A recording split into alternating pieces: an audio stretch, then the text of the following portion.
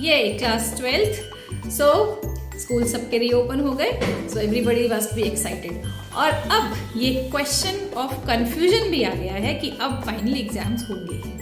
तो अब सब लोग सेट हो चुके हो एग्जाम्स के लिए, और कुछ लोग जिन्होंने प्रिपरेशन नहीं करी थी या जो अभी फ्रॉम द स्क्रैच अपनी प्रिपरेशन शुरू करने वाले हैं, उनके बेनिफिट के लिए हम स्टार्ट करेंगे हर चैप्टर में से जो भी एक्सपेक्टेड क्वेश्चंस होते हैं उन टॉपिक्स पर अपनी सीरीज।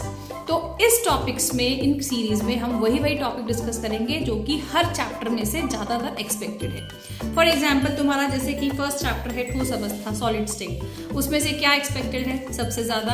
आपके पास उसके दोषों के प्रकार है ना, आपके पास डेंसिटी वाले क्वेश्चंस। तो इसी तरह से आपके पूरे सिलेबस के जो भी एक्सपेक्टेड टॉपिक्स हैं, एक्सपेक्टेड क्वेश्चंस हैं, हर चैप्टर में से हम वो उठाने वाले हैं और उसकी वीडियोस अब आपके पास लेके आऊंगी। तो अब प्रिपरेशन ऑफ द बोर्ड्स का टाइम आ चुका है, सो लेट्स स्टार्ट।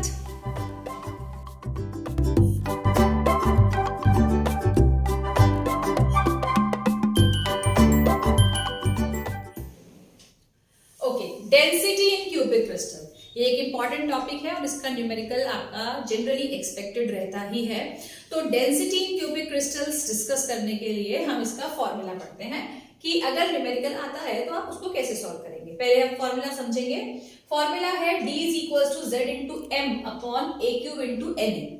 ठीक है, इसमें D क्या है? घनत्व जो आपको कैलकुलेट करना होगा। डेंसिटी D, Z होता है किसी भी क्रिस्टल की एकक कोशिका में परमाणुओं की संख्या, जो आपका यूनिट सेल है, एक यूनिट सेल में कितने एटम्स प्रेजेंट हैं उस वैल्यू को हम बोलते हैं Z। फिर M आपके पास परमाणु भार, जो भी आपके जिस भी टॉपिक जिस भी एलिमेंट की बात कर रहे हैं उसका एटॉमिक मास कितना होगा वो हो जाएगा M। A यूनिट सेल की जो एकक कोशिका है उसकी एज A होती है, मतलब एज की लंबाई, भुजा की लंबाई, यूनिट सेल की भुजा की लंबाई A हो जाएगी। और Na होता है आपको एवोगैड्रो संख्या। अब इस 5 वैल्यूज में से कोई भी एक वैल्यू आपको अननोन कर दी जाएगी और बाकी चारों वैल्यूज देने के बाद आपको कैलकुलेशंस करनी होगी। न्यूमेरिकल इस तरह से आएगा। ठीक है। D घनत्व आपको मालूम है, इसका जो यूनिट होता है वो ग्राम पर सेंटीमीटर क्यूब में रहता है। तो ग्राम पर सेंटीमीटर क्यूब में अगर आपके पास दिया हुआ है, इट मीन्स आपको मात्रकों का बहुत ध्यान रखना है। Z आपके पास एकक कोशिका में परमाणुओं की संख्या, ये भी फिक्स है कि अगर आपके पास BCC क्रिस्टल है तो Z की वैल्यू होगी 2। अगर आपके पास FCC क्रिस्टल है तो आपके पास जो परमाणुओं की संख्या हो जाएगी 4। ठीक है, तो आपके जो भी न्यूमेरिकल आएगा उसके अंदर BCC Z की वैल्यू आपको पहले से ही फिक्स्ड है, ये आप वैल्यू याद कर लीजिए कि अगर आपके पास BCC क्रिस्टल है, एक अंतः केंद्रित क्रिस्टल होगा, तो BCC में Z का मान लेना है 2। FCC face centred cubic lattice या फलक केंद्रित क्यूबिक लैटिस, उसमें Z का मान लेना है 4। और अगर सिंपल घनीय क्यूबिक सेल है तो उसके अंदर आपको Z का मान लेना है 1। ठीक है, सिंपल क्यूबिक सेल में ये 3 वैल्यूज आपको याद रखनी है Z के हिसाब से। M परमाणु भार, ये हमेशा ग्राम में ही होता है। A जो भुजा की लंबाई है, A का मान आपको किसी भी मात्रक में दे रखा हो वो ध्यान रखना कि वो आपको इसके अकॉर्डिंग सेंटीमीटर में कन्वर्ट करना पड़ेगा। जनरली पाइकोमीटर्स में दे सकते हैं, एंगस्ट्रॉम्स में दे सकते हैं, नैनोमीटर्स में दे सकते हैं, तो उसको आपको सेंटीमीटर में कन्वर्ट करके लाना है। ठीक है।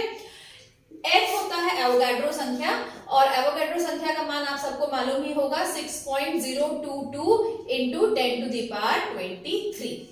ये आपके पास एवोगैड्रो संख्या का मान है। तो अब आपको ये फॉर्मूला का कॉन्सेप्ट समझ में आ गया होगा कि फॉर्मूला क्या है, कैसे इसको यूज करना है। ठीक है, 5 वैल्यूज में से कोई भी एक वैल्यू अननोन कर दी जाएगी और बाकी 4 वैल्यूज आपको नोन होंगी और वो कैलकुलेट करनी पड़ेगी। ओके, तो चलिए अब हम एक एग्जांपल लेते हैं।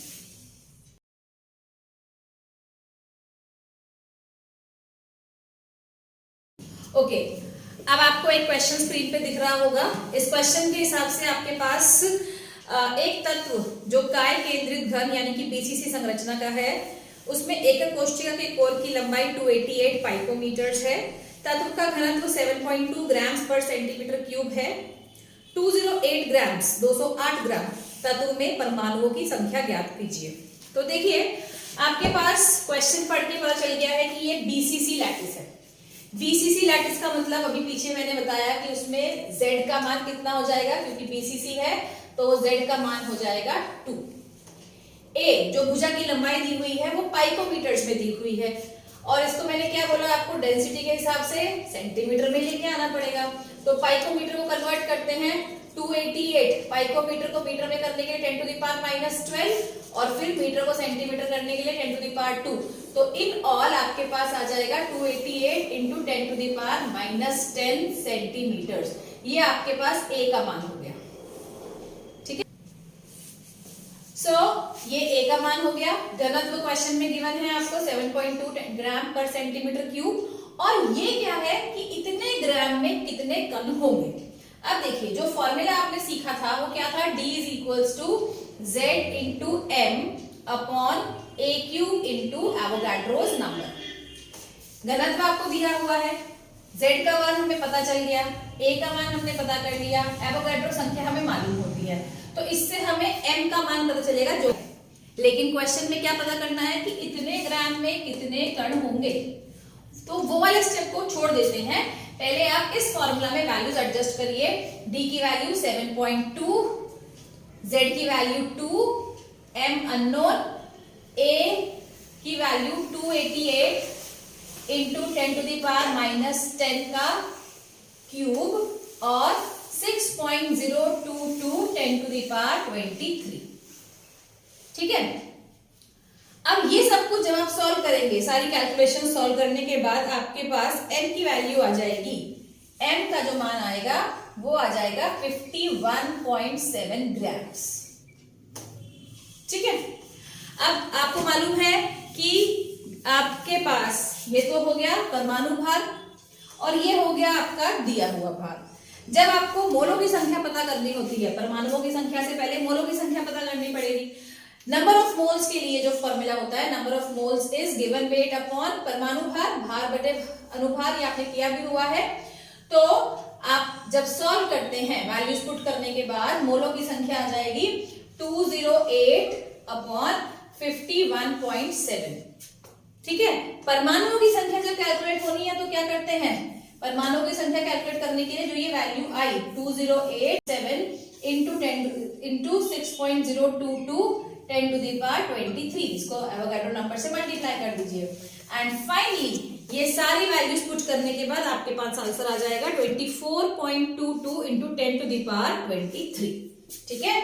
24.22 into 10 to the power 23, this is your final answer.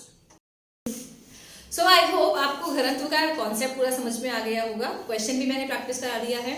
आप और क्वेश्चन इसी टाइप के प्रैक्टिस करिए, और कुछ भी क्वेरीज होती हैं तो आप कमेंट में भी अपनी क्वेरीज मुझसे क्लैरिफाई कर सकते हैं।